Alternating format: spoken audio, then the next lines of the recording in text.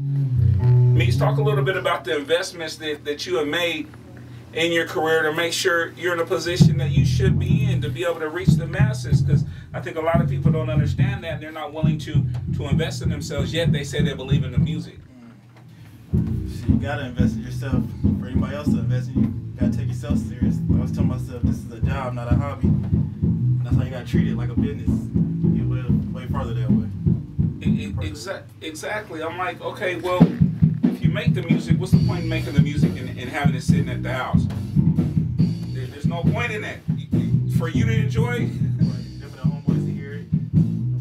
And that's another thing I wanted to touch on too, Meeks. You know, our earlier beginnings, you know, humble beginnings, you know, kind of dictated the way that we made music. Yet, to reach the masses, you almost kind of have to switch up a little bit, you know, because at the end of the day, the cats we hang out with, bro, I say 60% of them, and that's almost an unrealistic number. We'll go with 60% are gonna go out and buy the album. So they're not even the ones that are gonna buy the album. So to get caught up in a situation where we're making music for them is almost unproductive.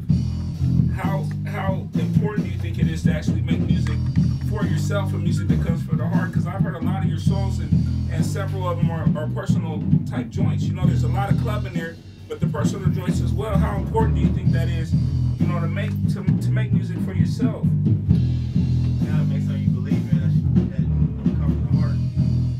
Because listen, nowadays can tell the real from the fake. Yeah.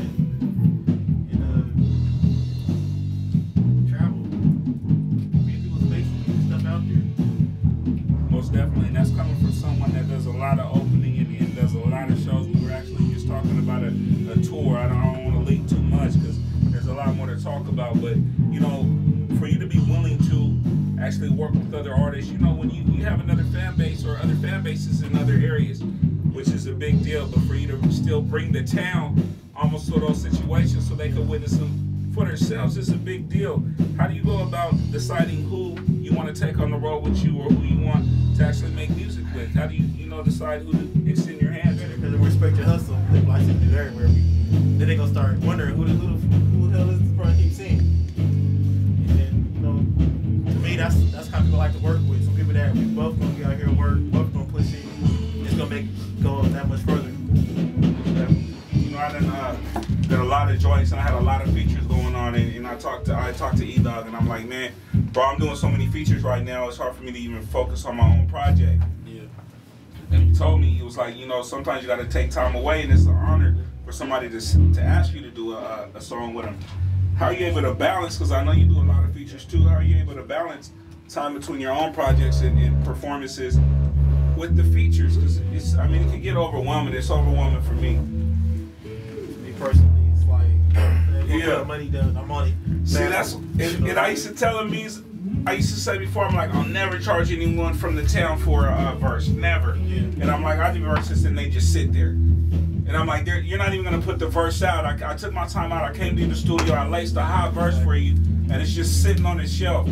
So at the same time, it was Pegs actually. His dad said, to show someone you respect their craft, the best way to show respect is to pay them for their craft, for what they do. So it's almost like, why wouldn't you want to just, you know, cash out? If music is a hobby to you and you don't take it serious and you want to bring musicians in, go ahead and cash out a little bit of money. It doesn't have to be anything, you know, heavy, but at least for the time, especially if you know you're not going to push that project and you just want to get some YouTube footage, or you want, you know, you got another agenda at hand. You don't really love the music. So I mean, just like working for free. Yeah, that's what it is. And I'm like, man, this is crazy. I'm going to different spots and I'm recording this music, and it goes nowhere. There's no, you know, there's no push. So don't ask us to do verses if you're just gonna put it on the show.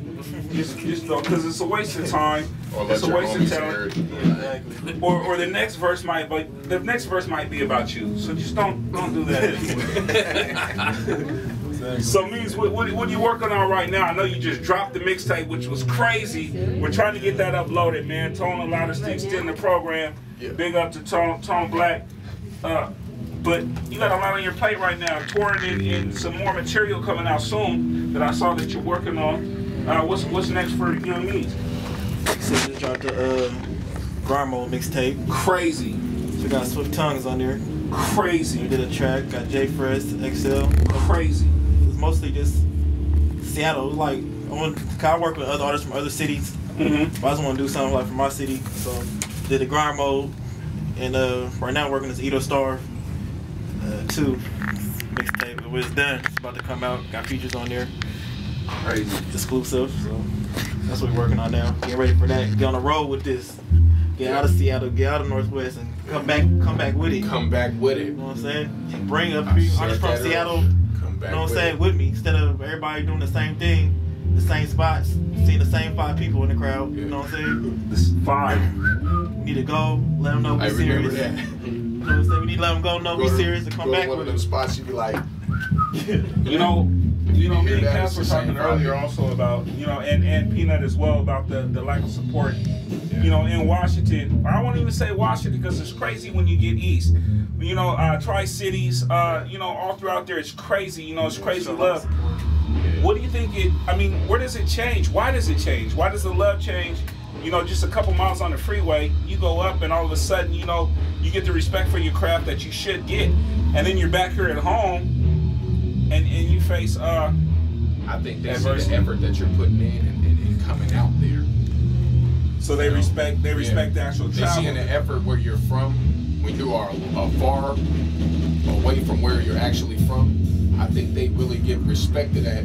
If your music's hot, they still be like, damn, he came all the way here for us. They take it personal, like, ooh, like I actually came in their living room, and hug their kids. And hung out with them. And chill with them, and did the show nice. Everything's right, and then bounce. And then they send you off with hugs and kisses. It's kind of like, and then you go to the next spot, they gonna do the same thing. Right. That's me from Seattle. The boss is putting it down. He's here for real. And then they gonna tell their partners, and then their partners gonna know, and then they're gonna come out there. Most definitely. We got a lot of support out there in Tri-Cities, Spokane. Hell yeah. Like EOS, you know what I'm saying? Across the Seattle, mountains. we everywhere. Means do this though. Explain, because I want them to understand like the difference in the atmosphere. Because I've been out there in the shows and I'm like, man, this is crazy. Like the difference is crazy. Explain what it's like to be able to get on stage in front of a bunch of supporters that's just, close to home, that really love the music, that are authentic, as you would say, that are still fans. What is that experience like? It's a good feeling, like even like Bremerton.